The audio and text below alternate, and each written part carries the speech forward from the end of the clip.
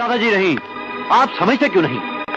छोटे को इस वक्त जागीर के बाहर भेजने का मतलब ये होगा कि वो बेकसूर नहीं कसूरवार है, और दूसरा ये कि मैं उसकी जिंदगी की हिफाजत नहीं कर सकता। अपनी जिंदगी की हिफाजत मैं खुद कर सकता हूं। तुम चुप रहो। जब बड़े बात करते हो तो बीच में बच्चे नहीं बोलते। तुम अपने कमरे में जाओ, मुझे विक्रम से कुछ जरूरी बात करनी है। जाओ। दुश्मन को कभी कमजोर नहीं समझना चाहिए विक्रम।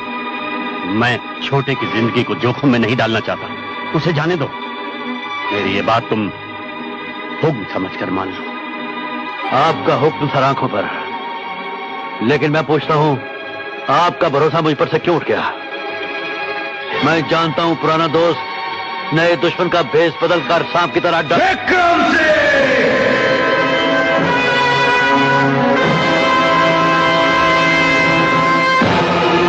तुम्हारे लिए एक तोहफा लेकर आया हूं।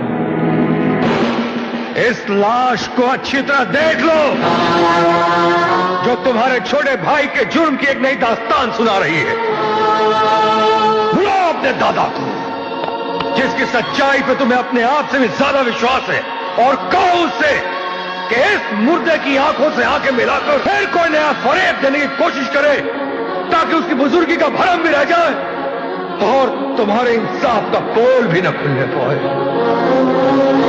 पूछो उससे अपने नालायक पोते को चंद दिनों की जिंदगी और देने के लिए और कितने बेगुनाहों को बलि पे चढ़ाने का इल्जाम अपनी बूढ़ी गर्दन पे ले सकेगा।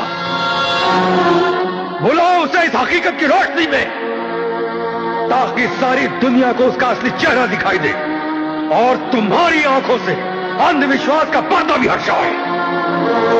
सुनने की ताकत हो तो अपने भाई के गुनाहों की कहानी मुझसे सुनो ठाकुर विक्रम सिंह।